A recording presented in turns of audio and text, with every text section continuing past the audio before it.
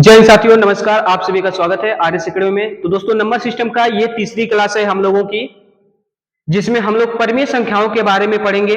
परिमेय संख्याओं को पी बाई क्यू के रूप में व्यक्त करना, भिन्नों को पी बाई क्यू के रूप में व्यक्त करना।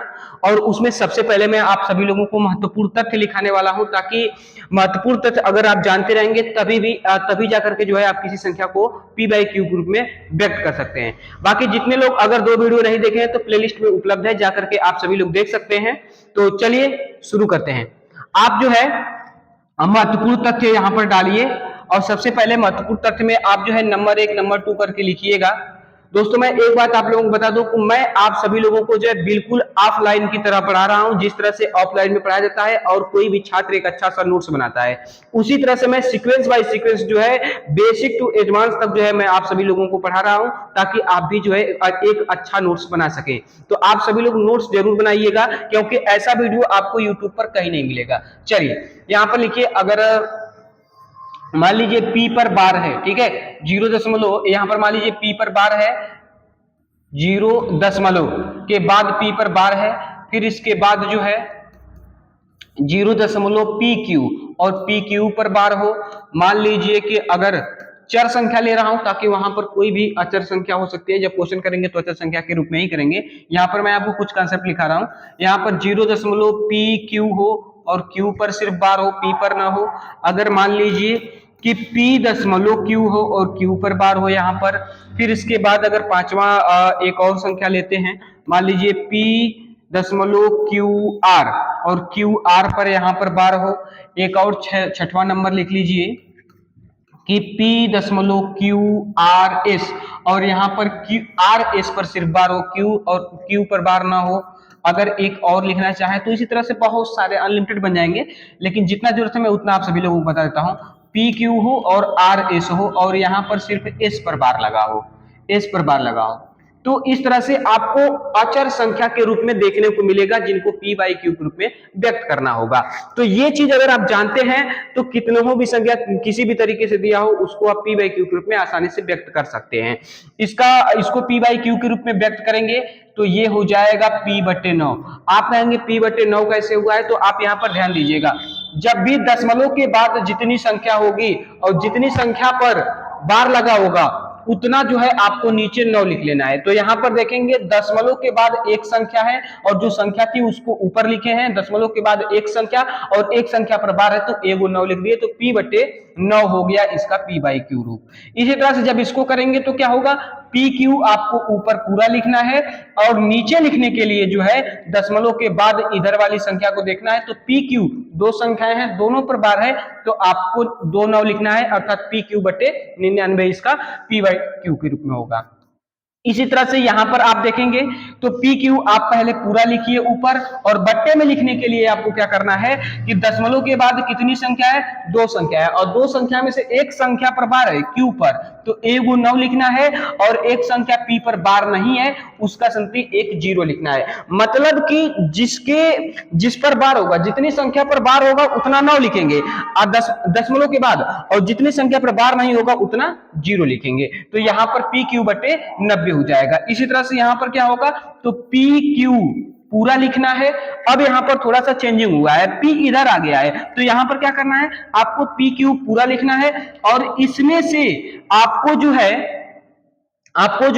पी क्यू, अच्छा यहां पर एक चीज छूट रहा है, जिस पर बार नहीं होता है ना वो घटता है, जिस पर बार नहीं होता है उसको हम लोग घटाते हैं, तो पी क्यू माइनस पी करना पड़ेगा। इसी तरह से यहां पर करेंगे तो पी क्यू पूरा लिखेंगे और पी पर बार नहीं है तो पी पूरा घटाना पड़ेगा, ठीक है, पी पूरा घटाना पड़ेगा। और फिर इसके बाद नीचे लिखने के लिए क्या करेंगे, तो दशमलव के बाद इधर एक संख्या है और एगो पर बार है तो एगो 9 लिख लेंगे, तो हल करने के बाद जो भी आएगा वही उसका पी बाई क्यू के रूप में मान होगा। इसी तरह से इसका क्या करेंगे, तो पी क्यू आर पूरा लिखना है, पी पर बार नहीं है तो माइनस पी घटा लेना है। नीचे लिखने के लिए दशमलव के इधर ध्यान नहीं देना है, दशमलव के इधर ध्यान नहीं देना है, दशमलव के इधर ध्यान देना है, और इधर कितनी संख्या है, 2, और दोनों पर बार है तो 2 को 9 लिख लेंगे, तो पी बाई क्यू के रूप में व्यक्त हो जाएगा।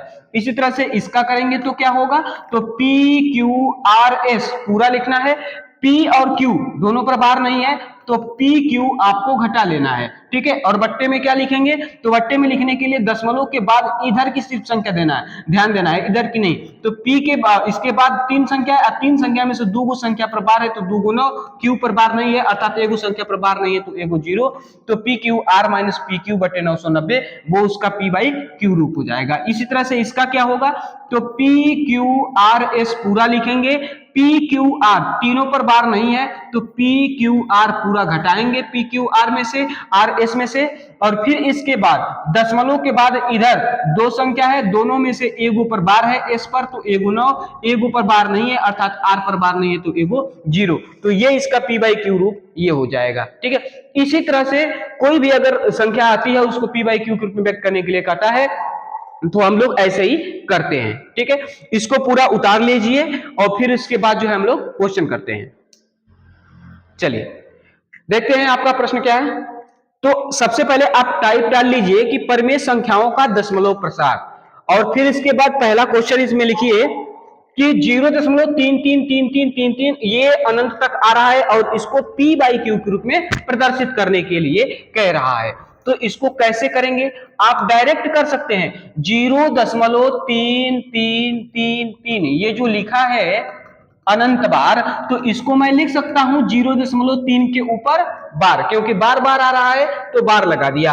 अब 0.3 पर बार है तो इसका p बाई क्यू रूप क्या होगा, तो दशमलव के बाद ये p है ना तो इसको लिखिए 3, और दशमलव के बाद एक संख्या है तो उसका और उस पर बार है तो उसके बदले में जो है नीचे 9 लिखिए, तो कितना हो जाएगा 3/9। और जब इसको काटेंगे तो क्या बनेगा 1/3। अब देखिए 1 में 3 से भाग देंगे तो 0.3333 आता जाएगा, मतलब p बाई क्यू का सरलतम रूप 1/3 होगा 0.333 का, ठीक है। आप कहेंगे कि 9 हम लोग लिखते क्यों हैं, तो चलिए ये तो मेथड फर्स्ट कर लीजिए, मैं आपको बेसिक से बता देता हूं कि 9 आ कैसे रहा है।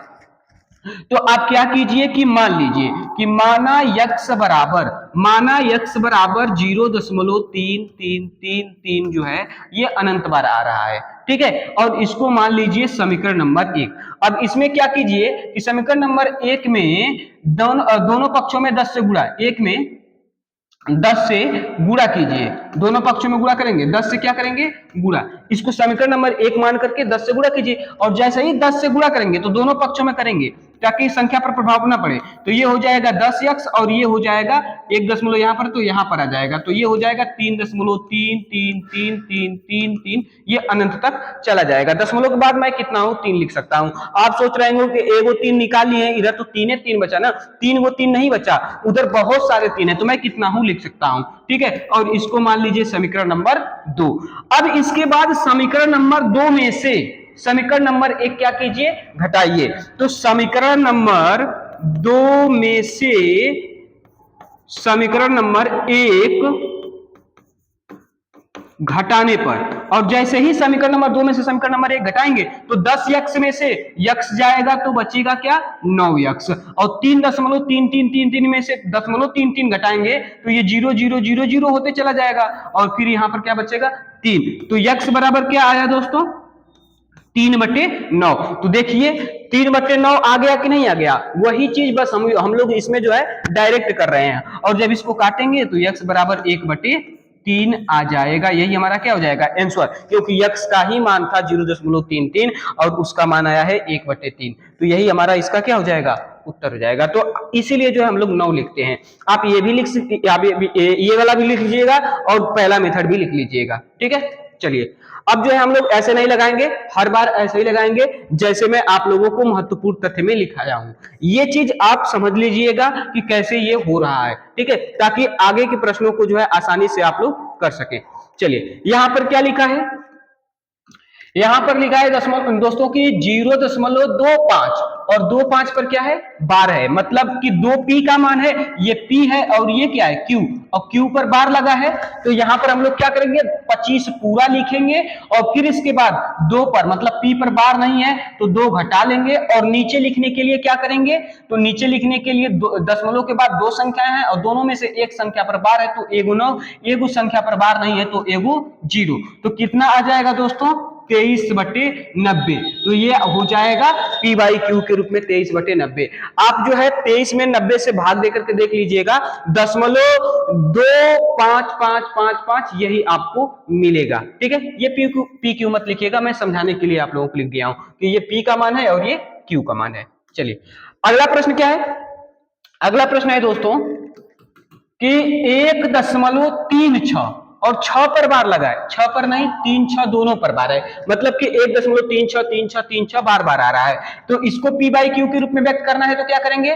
तो महत्वपूर्ण तथ्य में आपको पता होगा कि पहले 1 3 6 मतलब PQR पूरा लिखेंगे और फिर इसके बाद इसमें से घटाएंगे। किसको घटाएंगे? जिस पर बार नहीं है। तो P पर बार नहीं है मतलब 1 पर बार नहीं है, तो एक क्या कर लेंगे? घटा लेंगे। नीचे लिखने के लिए क्या करेंगे? दशमलव के बाद ध्यान देंगे, दशमलव के बाद दो संख्याएं और दोनों पर बार है तो दोनों का जो है दोनों के बदले में 2 9 लिख लेंगे अर्थात 99। इसको हल करेंगे तो कितना आएगा? 135/99। देखिए कट रहा है तो काट लीजिए, देखिए 5 3 8 1 9 9 से कट रहा है, 9 1 कम 9 9 5 45 और ये 11 बार में कट जाएगा, मतलब कि 15/11 आपका हो जाएगा। जब आप 15 में 11 से भाग देंगे तो आपका आएगा 1.36363636 ये अनंत तक आता चला जाएगा। तो P बाई क्यू के रूप में क्या मिला? 15/11। इसी तरह बहुत ही आसानी से जो है आप किसी भी संख्या को बदल सकते हैं। अब यहाँ पर देखिए दोस्तों कि परिमेय संख्याओं का जो है, यहाँ पर जो बार वाली संख्याओं का जो है योगफल पूछा है, मतलब कि यहाँ पर जोड़ पूछा है और ये एसएससी 2004 में पूछा गया प्रश्न है। इसको कैसे हल करेंगे? तो इनको आपको जो है जब भी बार वाली संख्याओं का योगफल पूछे या घटाना पूछ दे तो आपको जो है उसको पहले P बाई क्यू के रूप में व्यक्त नहीं करना है, कुछ नहीं करना है, बस जैसे दिया है उसी को आपको जोड़ देना है।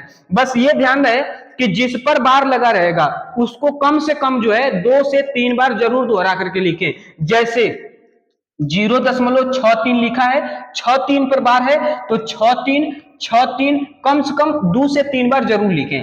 इसी तरह से ये भी प्लस में है तो 0.373737 ये लिखे, फिर इसके बाद 0.808080 और फिर इसके बाद इसको जोड़ दीजिए, आपको पता चल जाएगा। 7 3 10 को 0 और 8 8 3 11 6 17 और 1 हो जाएगा 18 को 8। ठीक है, फिर 7 3 10 10 1 हो जाएगा 11 11 को 1 हासिल 1 हो जाएगा। इसी तरह से 17 17 1 18 को 1 हो जाएगा, फिर इसके बाद ये 11 हो जाएगा, फिर जोड़ेंगे 18 हो जाएगा, 18 को 8 दशमलव लगाएंगे, 1 इधर लिख देंगे। अब आपको यहाँ पर क्या दिख रहा है दोस्तों? 1.818180। जैसे ही आप 6 3 3 7 और 8 0 एक और बढ़ाते तो फिर 8 1 मिलता और लास्ट में आपको 8 0 मिलता, मतलब जैसे ही इसको बढ़ाते जाएंगे तो लास्ट में 8 0 ही मिलेगा, लेकिन रिपीट संख्या 8 1 8 1 8 1 यही हो रही है। तो 8 1 8 1 हो रहा है तो इसको आप लिख सकते हैं, इसको आप लिख सकते हैं 1.81 और 8 1 पर बार। तो ये आपका हो जाएगा उत्तर। क्या हुआ? कौन सा ऑप्शन है? Option B. तो ऑप्शन बी आपका 1.81 पर बार हो जाएगा, यही आपका उत्तर हो जाएगा। ठीक है, तो जब भी बार वाली संख्याओं का योगफल पूछे तो कम से कम 2 से 3 बार जरूर लिखें। शायद इसमें आप 2 बार लिखते तो आपको ये 80 हो जाता, ये 81 हो जाता, तो पता नहीं चल पाता कि कौन बार बार बार आया। इसीलिए जो है कम से कम हम लोग 3 बार लिख लिए हैं ताकि पता चले। चलिए, तो कम से कम आप 3 बार जरूर जोड़िए। 2 बार भी जोड़ने पर किसी किसी में आ जाता है, लेकिन 3 बार जोड़ेंगे तो हर किसी में आ जाएगा। चलिए, यहां पर क्या है? ये प्लस में है, ये प्लस में है, ये माइनस में है, तो पहले इन दोनों को जोड़ते हैं हम लोग। पहले इन दोनों को जोड़ेंगे, इन दोनों को जोड़ेंगे तो 2.36 इस तरह से जोड़ लेते हैं। ठीक है, चलिए, और इसको भी जोड़ लेते हैं, इसमें कम से कम 2 ये बार लिखते हैं 1.3333। ठीक है, और फिर इसके बाद जो है इसमें से क्या करते हैं? घटा लेते हैं।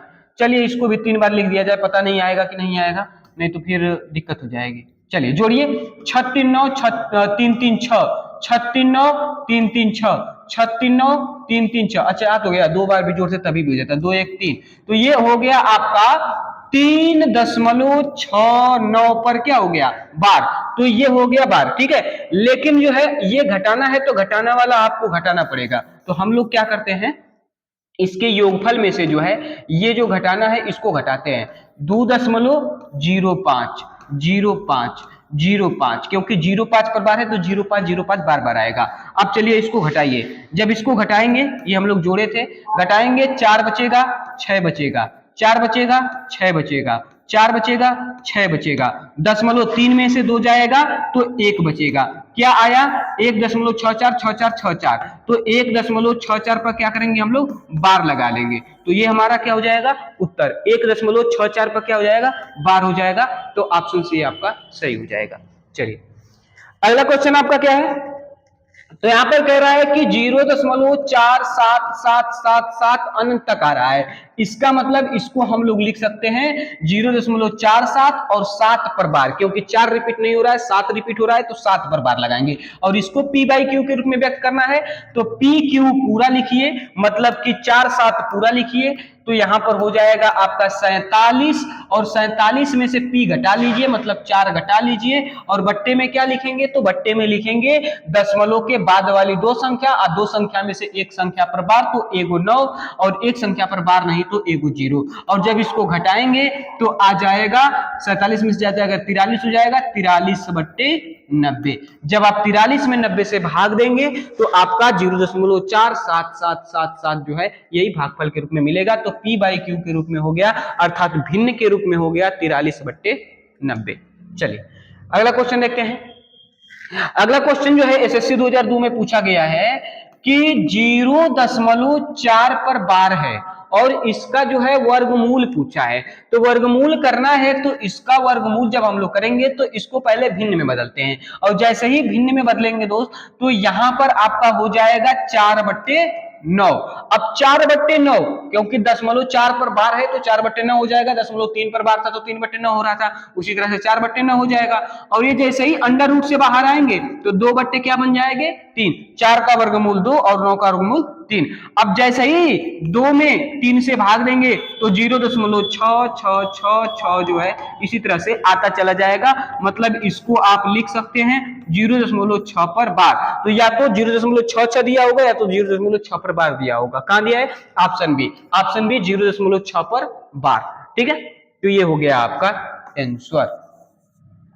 चलिए अगला देखते हैं। चलिए अगली टाइप है दोस्तों की विभाज्यता का नियम। अब इस टाइप को हम लोग अगली वीडियो में पढ़ेंगे। इतना ही रहने देते हैं, और वीडियो अच्छा लगा हो तो वीडियो को लाइक और वीडियो को शेयर कीजिएगा, और चैनल को सब्सक्राइब करना बिल्कुल मत भूलिएगा। तो चलिए मिलते हैं अगले वीडियो में। जय हिंद।